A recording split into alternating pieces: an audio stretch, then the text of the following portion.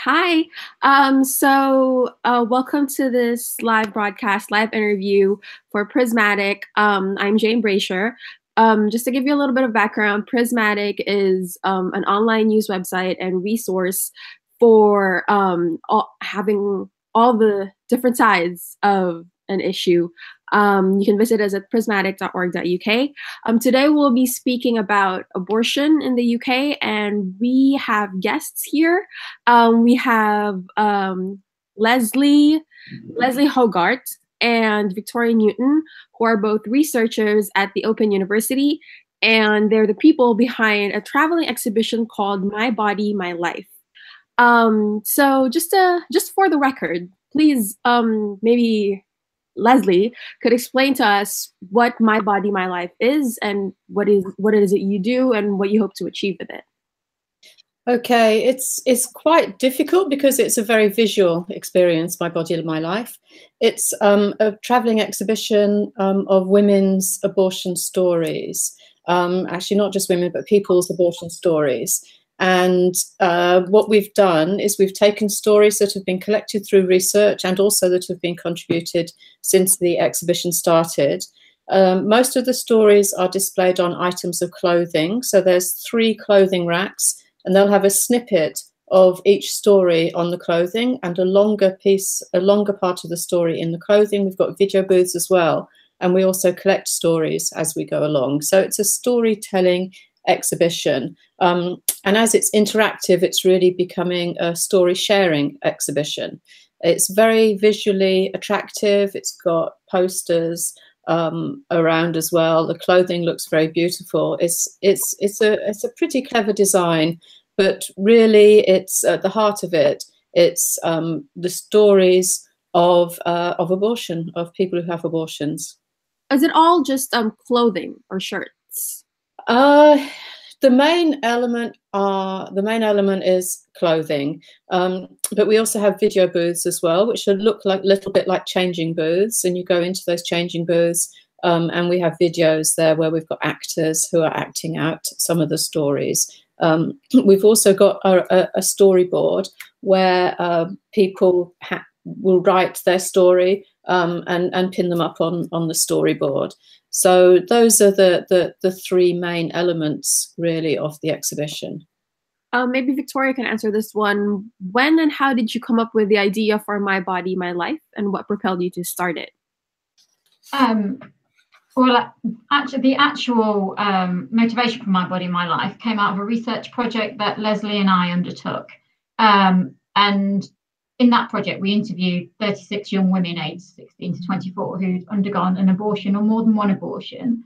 And what we found was that for all the women, really, they were aware of abortion stigma, but they felt it to various degrees. And I suppose for a lot of them, just speaking to us as researchers about their abortion was one of the first times that they'd had a chance to speak about it. So really what we wanted to do was to open up the silence and secrecy around abortion, really, and to bring it more into the public domain. So that's why we sort of thought about developing this storytelling exhibition to really put women's actual stories out there, and to challenge some of this stigma. And also, like, a lot of the research participants didn't know that 1 in 3 women would have an abortion during their lifetime. So, it was really just about raising awareness about the issue. That's interesting. That's interesting because I initially thought, that this was a thesis project. Well, I kind of guessed, that it was a thesis project that kind of ballooned and expanded. Yeah, go ahead. Oh no, sorry. Yeah, it's not. It wasn't a thesis project. It's grounded in a research project. So, a funded research project. Okay. So wait, when did you start this again? What year, I guess, specifically? It was between 2012 and 2014 was when we did the research. Okay. And then, as I understand it, you research and call data on abortion in Britain. And then what have been the major revelations from your research? And what have been the key things you've learned from it so far? Leslie, shall I, or? Yeah, you can, or do you want me to chip in here? Yes, yes, you can do. Yeah. Yeah. Okay, so we have been doing research over a number of years, as Victoria said, and obviously loads and loads of issues come out when you're doing a different research project, and it's for us as researchers to take the main themes and to actually try and develop recommendations or to think about what these might mean for people who are involved in abortion. And some of the main issues that come out of the abortion research that we've done are that the wide range of reasons why women will select to have an abortion, and also the wide variety of responses that people have to an abortion. So, and that was a big impetus for the exhibition, in that some women felt very uncomfortable with their decision. They really felt that they'd done something that was maybe morally wrong. Whereas other women were very much more, they found themselves pregnant when they didn't want to be. They didn't like being in that situation, and they decided to have an abortion, and they were pretty comfortable with that. And there was such a huge range of experiences. And the thing that we felt that was becoming really obvious was that the role that abortion stigma had to play in these responses and decisions that people are making around abortion. So, like Victoria talked about, the secrecy and the silence, there's a vicious circle whereby abortion stigma generates this feeling that people want to keep their abortion secret, that they want to be silent about it. But then that in itself perpetuates and contributes to abortion stigma also. So we're not the only people, but there is quite a movement towards actually thinking of creative ways of challenging abortion-related stigma. And that's something that came out very powerfully as a need for everybody, really, not just people that have an abortion, but for abortion providers and for general public to just be much, much more aware of how common abortion is, how really anybody could be involved in an abortion decision sometime during their lifetime, whether it's themselves or a relative or a friend.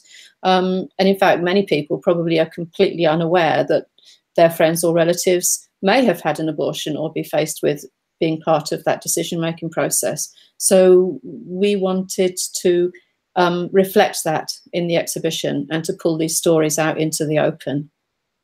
What's actually interesting is I read somewhere as well that women who have had abortions struggled with it, particularly because there's this sense that if you're pro-abortion, or if you've done it, it's like you shouldn't be allowed to mourn the child you lost. So I think that's one of the underlying issues as well. Were you able to address that or encounter stories like that as well, where women struggle to deal with mourning something that they lost, even if it was a choice that they made? Yes, that was that was definitely something that came up in the research project, and then during the course of the exhibition as well. This is a story that recurs when people come and visit the exhibition. And lots of women who visited the exhibition will say, that they had an abortion maybe 10 years ago, sometimes, 25, 30 years ago, that they've not been able to talk about it, that it's, that they've not been able to mourn as well. That is something that people do talk about, yeah. Do you feel that the exhibition has been sort of therapeutic as well for these women? Yes, very much so, yeah. In fact, that's been quite... That has been quite an eye-opener. We'd expected that there would be lots of women coming who would talk about their experiences and that it might be quite challenging for them. And we sort of half anticipated it, and we prepared the volunteers for that eventuality. But the extent of it has surprised even us. That people have put in their forms and on their stories how much better they've felt about their abortion, having been to the exhibition, that they didn't feel so alone, that they felt empowered, that they felt more comfortable, and actually taking the time and the effort to thank us for putting on the exhibition. Sometimes on our website we've had messages like that, and sometimes in the evaluations that we've had for the exhibition too. So they've really been open, like when they go to exhibitions, and your volunteers, like they're um are they like prepared, I guess, for stuff like that? Like for example, when someone might break down, like they comfort these people as well. We do prepare people for that, but we also make sure that we always have somebody at the exhibition who feels comfortable in taking women to one side if necessary and having more of a lengthy discussion with them. And we also have information of referral resources for women, where women can go if they want to discuss these issues in more depth too. Okay, so maybe Victoria can answer this one. What has been the response, I guess? Like, how would you quantify the response? I guess, has it been overwhelmingly good, guys, the exhibitions, and which cities have you been to so far? Okay, so we've been to 4 cities so far. We went initially to the Edinburgh Fringe Festival with the University of Edinburgh. We've been to the University of Ulster in Belfast, University of Oxford, so we put the exhibition on at Oxford's centre, and we've also been to London, so we've been to 4. But overwhelmingly, actually, the reception to the exhibition has been really positive. So we invite visitors to contribute, their thoughts, their feedback, as well as their own stories.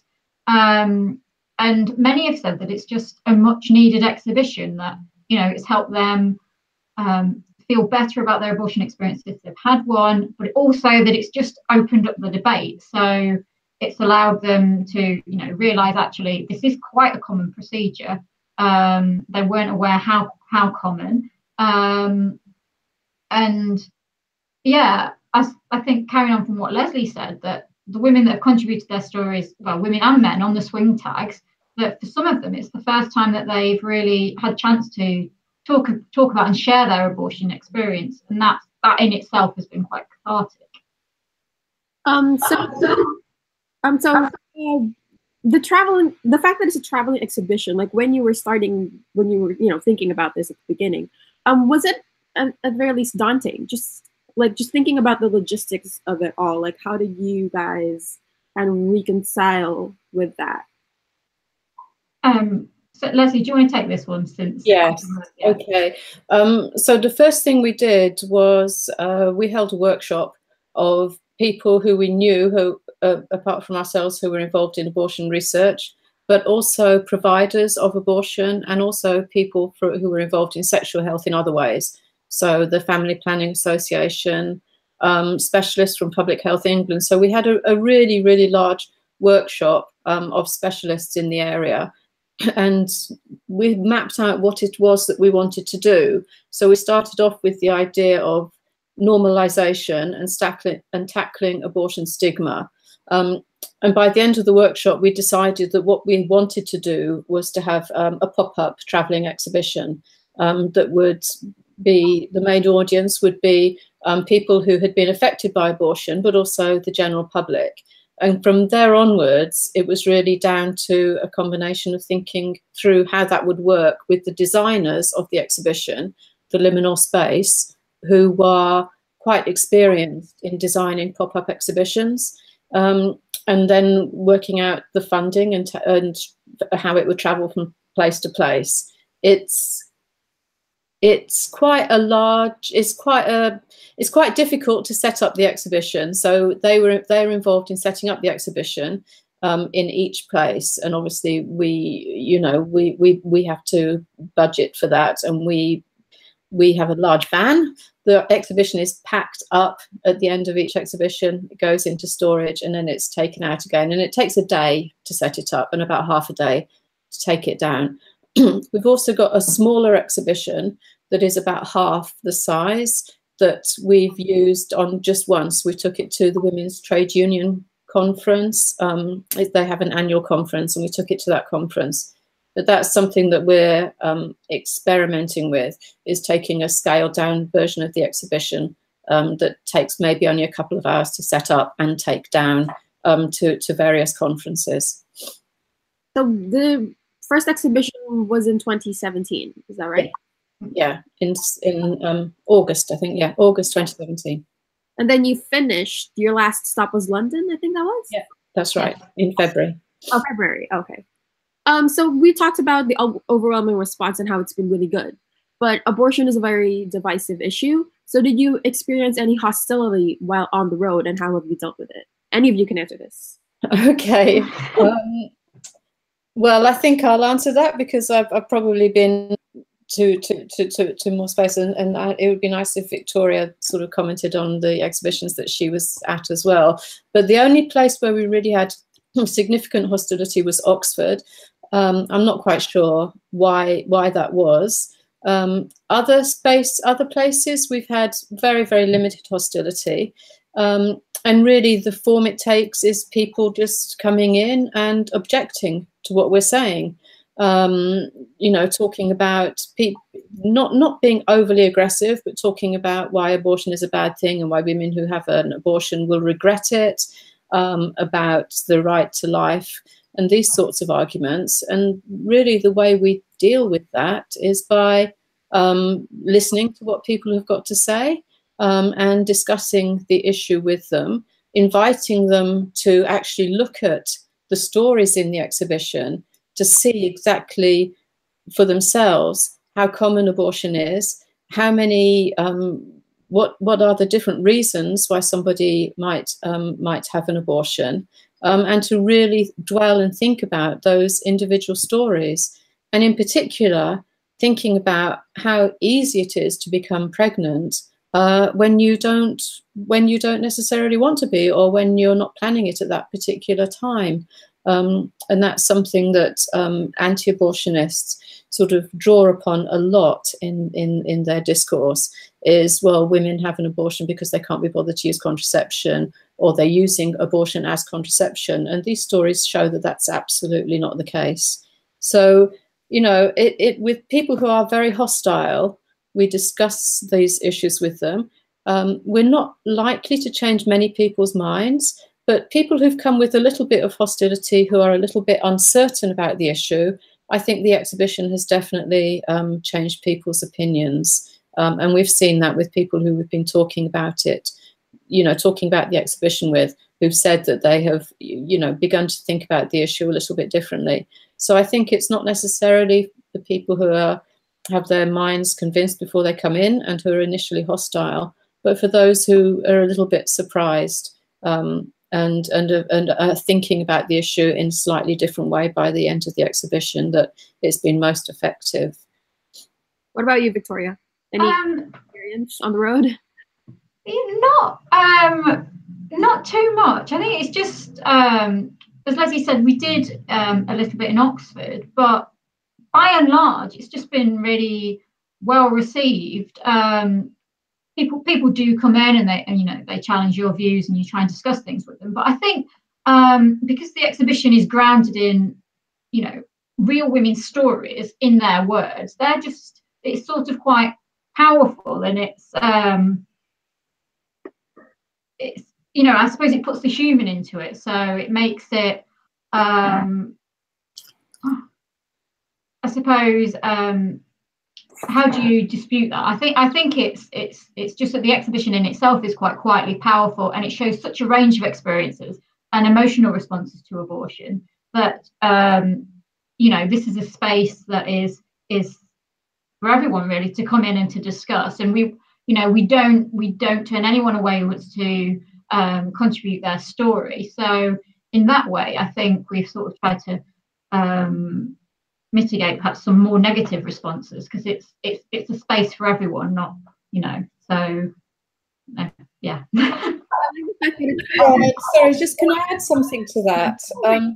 So one of the things that people who might have a little hostility do ask us, and they come into the exhibition, and they sort of say before they've even really looked at the exhibition, but you don't have any stories that show regret. Because this is a big issue at the moment with people who are hostile towards abortion.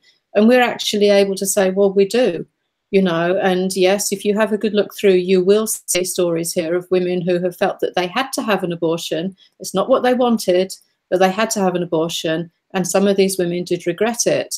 But that doesn't necessarily mean they didn't make the right decision for themselves at the time. And you can actually see the women working those things through in the stories that we tell in the exhibition. So that's sort of, I think, quite powerful and important aspect of the exhibition too. It is actually. I like the fact that it's not, I guess, not one-dimensional, because it's not just one perspective of abortion where a woman wanted to do it and had no regrets whatsoever. Yeah, that's right. Different types of different emotions that the women go through when they undergo an abortion. So there were no pickup lines, nothing like that. So it was just like people yelling, or no, just like literally coming over and having a discussion. Coming over and having a discussion, not really, no picket lines. And in Oxford, we had some evening meetings, and so people who were hostile would make their points in the evening meetings. But no aggressive behaviour that I witnessed. Were you able to change some people's minds? Do you think? I think so. I wouldn't say that we would change somebody's mind who was an anti-abortionist, and who walked into the exhibition and left being pro-choice. I think that would be a bit of a stretch. But I think we certainly changed people's minds who were uncertain about what to think about abortion, and probably moved. In fact, some people told us that at the beginning of the discussion, they didn't really agree with abortion. That's the way people talk about it. We don't really agree with abortion, and we don't think women should have an abortion. But by the end of the conversation, it would be something like, well, I wouldn't have an abortion, but maybe it's okay if other women in different circumstances for them to have an abortion. And that's quite a significant shift, actually. I like the point, actually, especially about the stories, like the fact that this entire thing is anchored on actual women's stories. Because as Victoria mentioned, like there's no way you can dispute that, because these are real life experiences. And what are you going to say to women who actually experienced it and actually had to make these tough choices for themselves? Yeah. Yeah, it's very hard to go against that. But so yeah, aside from eradicating the stigma around abortion, are there any policy changes, I guess, that you would want to happen surrounding the issues of abortion and women as a result of the exhibition that you're doing? As a result of the exhibition, well, I think the exhibition is part of a whole debate and discussion around abortion in the UK at the moment. So we would definitely position ourselves in the debate that's going on around decriminalisation of abortion. So, for instance, people think that abortion is abortion on demand in the UK. That's not the case at all. Women are criminalised if they have an abortion, except under certain circumstances, and those circumstances have to be agreed by 2 doctors. Now, for most women, that means it's very easy for them to get an abortion, but it still has to go through those legal requirements. And we very much believe that abortion decision is a decision for the woman, for the person who is pregnant, that it is not a decision for 2 doctors to make. So we would like to see the law changing in that direction. And I think that the stories are a very powerful way of showing that women making these decisions for themselves, that they think things through, that ending of the secrecy and silence also needs to be matched by some changes in the law as well. Is there any other abortion law in the world that you're familiar with that you feel should be something that the UK should strive for? Well, abortion has been decriminalised in Canada and in some states in Australia. So I think that is something that we're looking towards and discussing at the moment. So did your research find specifically how the stigma surrounding abortion affected young people in Britain? So did I hear that right? That you said that your research was about early 20s women? Yeah. Yes, so the original research was young women 16 to 24. So the original project that Leslie and I did was with young women 16 to 24.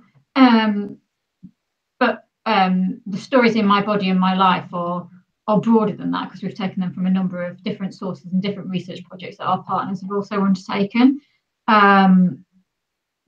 But I suppose in relation to our research, it was just that abortion stigma, all participants were aware of it.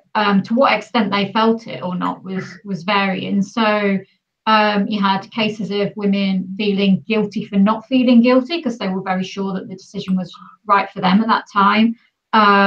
Some were more ambivalent about their decision, and others expressed feelings of regret. So it was just a whole range of experiences, really.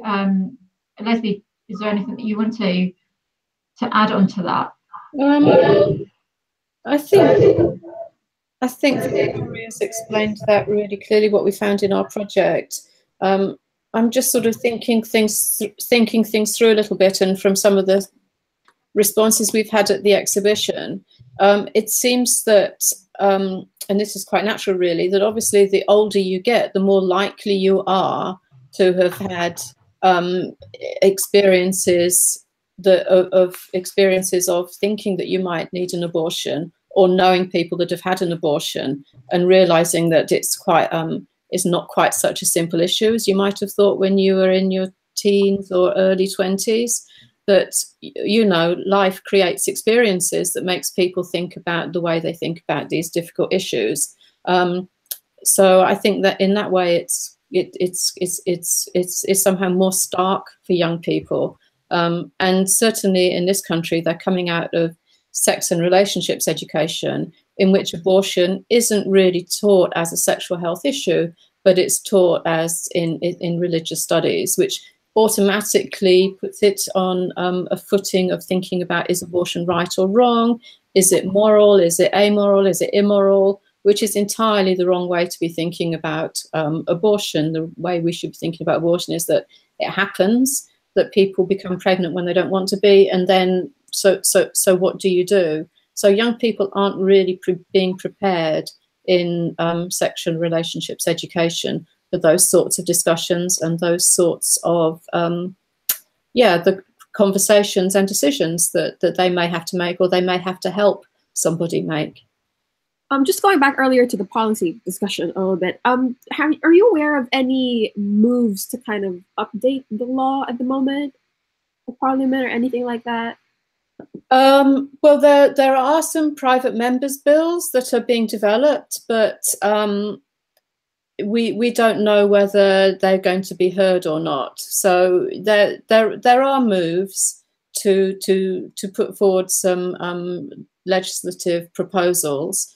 They're not on the table at the moment, and they would require for one of our MPs to be drawn in. So what happens is that there's a draw for people to put forward what we call a private members bill, and not everybody gets to do that. And if you get near the top of the pile, then you can possibly put forward a bill of your own choice. But there's no move for government to legislate on this. Okay.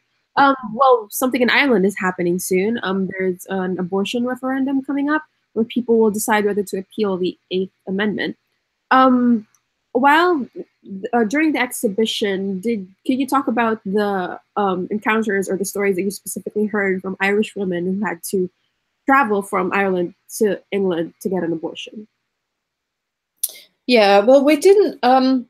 We had quite a few. Some of our stories are from women in Northern Ireland, a fair few stories in Northern Ireland. We have fewer stories from the Republic of Ireland, but the issues are very, very similar. So basically, women are very unlikely to be able to get an abortion in Ireland. Their life has to be in danger, and even then, as we've seen, women can be denied an abortion. So they travel to the UK, and the stories then are really very traumatic for women. First of all, because raising the money in the first instance, it means that they have to talk about their abortion when they might not want to do. And some women are not able to travel, so they would then try and access an abortion illegally in their own country. And then it's very difficult for them when they come to the clinic. They have to have their abortion and then sort of leave immediately. It's only if they get support through an organisation called the Abortion Support Network that they get really social support around their abortion. So, you know, it's a very, very difficult situation. And women without the means and women who don't have travel documents are, you know, they're basically being denied an abortion and forced into enforced motherhood or illegal abortion. I mean, those are the choices, really. Did your research reveal anything about that as well? I think specifically about Northern Irish or Irish women. Not our research. There's other research in the UK around women from Ireland and Northern Ireland, and in fact, there's another storytelling exhibition that's in the south of Ireland as well, which is I hear and I've seen online a very powerful storytelling exhibition too of women who travel. And in our exhibition, we had a small photographic exhibition that was part of the exhibition in two places, which is women who've travelled from Northern Ireland to have an abortion, and it's photographs of their journey, and that's quite powerful too. Yeah, because I'm particularly interested about young people from Northern Ireland and Ireland as well, because it's like, as you mentioned, they probably don't have the resources, the financial means to travel, and I was wondering, like, if you've heard stories about like that specific impact on them. Right. So what we think is happening now, the numbers of women who are traveling now has declined anyway. It's very difficult to get the data on this, but what we think is happening now, and there is evidence on this, is that women are accessing medical abortion illegally across the whole of Ireland. So they're resorting to, I won't say unsafe abortion, because medical abortion, if the right medications are taken, is a very safe procedure. But these are illegal abortions, and women are risking being prosecuted by having these abortions. And people who help them are indeed being prosecuted for these medical abortions at the moment. So I'm taking a chance here. I'm not sure if either of you have any idea about this, but just what do you see is the reason why the issue of abortion in Ireland and Northern Ireland is so divisive, and why hasn't it been made legal there? Well, obviously, religion is very important. Both Northern Ireland and the Republic are religious, have got religious strength, but it goes beyond religion, really. So I think that you find in there's people who are much better qualified than me to talk to you about this, but I think that you find in countries where women find it difficult to access an abortion, where the law is very strict and abortion is basically illegal, are also countries where there's very limited equality. So those two things go hand in hand. These are very patriarchal societies, very male dominated.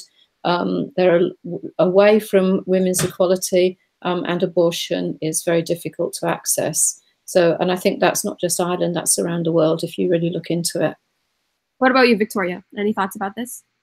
I think Leslie's probably more of a better position to talk on it than me. I didn't go to the exhibition in Ireland, but yeah, I just think it's a different sort of religious and political landscape it's just a different, slightly different from the UK. You went to Belfast. So how was that? Sorry, I didn't catch that. You went to Belfast, is that right? Yes, Leslie we took the exhibition to Belfast, yeah. How was it? How was the reception there? The reception in Belfast was very positive. Unfortunately, we were there during some of the worst weather this winter. So we had blizzards and snowstorms, but we still had a lot of people coming by.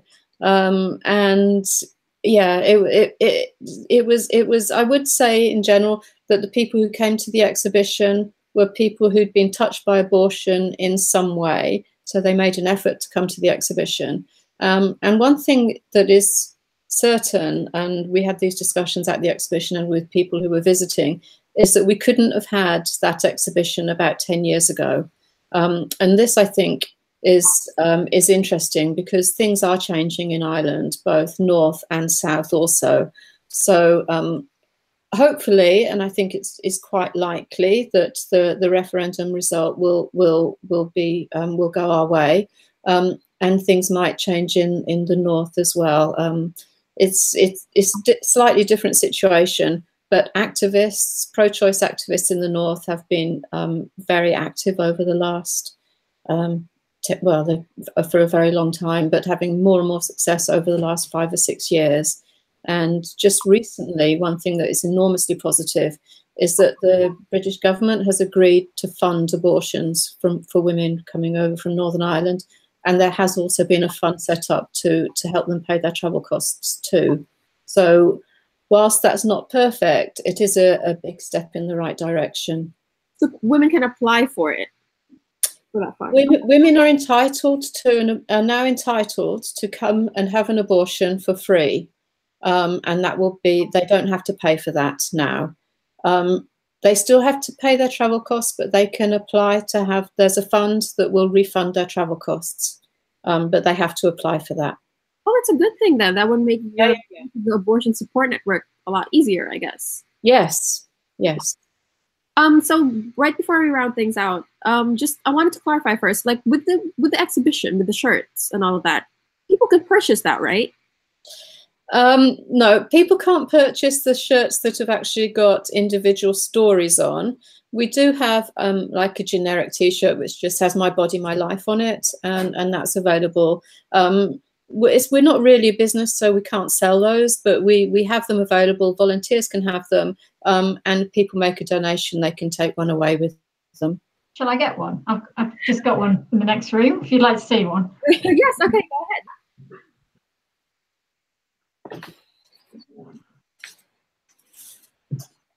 It's funny, people do ask about the clothing in the exhibition, whether or not it's for sale. Anyway, Victoria's got the "My Body, My Life" Yeah. T-shirt.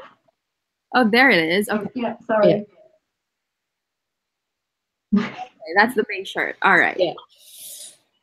So final question, I guess, just to round things out.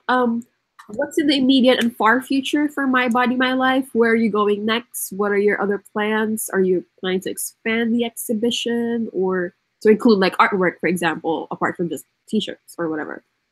Yeah, we would love to. We've come to the end of the current funding, but we hope that we are going to apply for some more money from various sources, and we want to take the exhibition to more cities. So we've not yet been to the north of England. And really to do some more events around the exhibition. So to do more evening events, get involved with theatre companies, to make links with schools and colleges.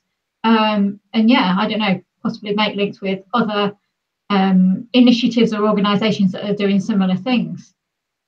Just maintain momentum, I suppose. We just want to keep going because we've had such a good response so far. It seems a shame. We want to keep it going and keep it sort of a living exhibition so women can continue to contribute their stories. And we can hopefully continue to challenge this silence. So continue the travel. Sorry, I didn't get that. That was. You're planning to travel again this year? If we can get some more funding. At the moment, we haven't got any in place, but we're hopeful that we'll be able to secure some from somewhere. Okay. So thank you both very much for joining us today and for sharing your thoughts and your insights on the issue. I know it's a very divisive one, and I know that and then your work is very important as well. And so yeah, thank you for all of those watching. You can follow us on social media. It's at prismatic.org.uk, and then on Facebook and on Instagram and Twitter, we're Prismatic Live and Live Prismatic. So thank you for joining us, and we'll see you next time.